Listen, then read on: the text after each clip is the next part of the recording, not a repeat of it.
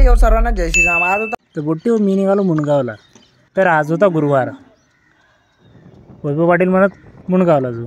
मी म्हटलं गजानन महाराजचं दर्शन घेतल्याशिवाय आपल्याला काही करमत नाही। मग निघालो मुणगावला। अकोड्यात पोचल्यावर भाऊ म्हणत चहा घेऊ। मी म्हटलं एवढ्या उन्हात दिली युक्तीच कशी सुचल्याची, वरून 45 डिग्री तापमान। भाऊ म्हणत चहा घेऊ। मी म्हटलं चहा नंतर होईन, दर्शन अगोदर। मग गेलो बा दर्शनाले। पोचलो मुणगावात। श्रींचा दरबार तुम्हाला कसा वाटला कमेंटमध्ये नक्की सांगा। इथं आल्यावर जो आनंद मिळतो तो कुठंच नाही। तुम्ही पण मित्रांनो नक्की या। जय गजानन। लोक म्हणतात देव स्वर्गात राहतो, पण त्यांना काय माहिती आमचा देव जिथं राहिला तिथे स्वर्गच तयार झाला।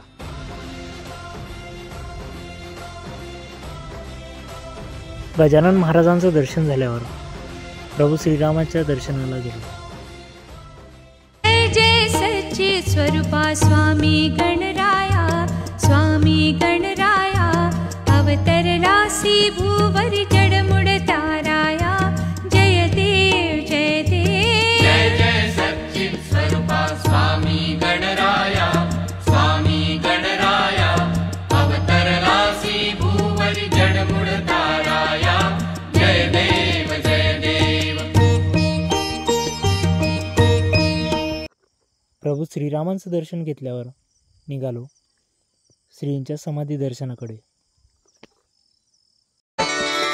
ओम गजानन नमो नमः, श्री गजानन नमो नमः, जय गजानन नमो नमः, गुरु गजानन नमो नमः। ओम गजानन नमो नमः, श्री गजानन नमो नमः, जय गजानन नमो नमः, गुरु गजानन नमो नमः।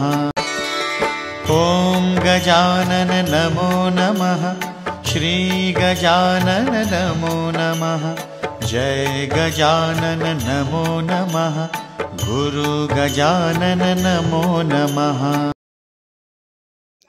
श्रींचे सर्व दर्शन घेतले आणि पुढे निघालो महाप्रसादाच्या लाईनमध्ये।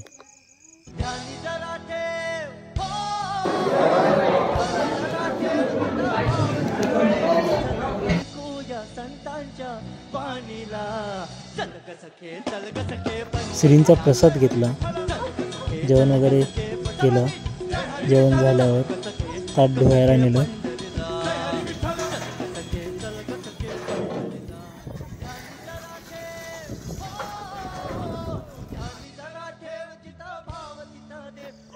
गजानन महाराजांचं दर्शन घेऊन घरी परतलो।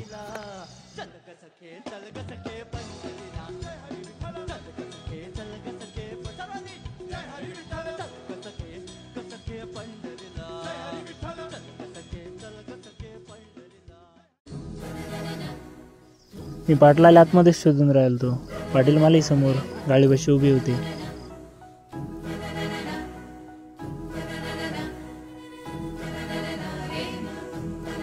गाडी काढली, निघालो घराच्या वाटेत। जय गजानन। व्हिडिओ जर आवडला असेल लाईक करा, फॉलो करा, शेअर करा।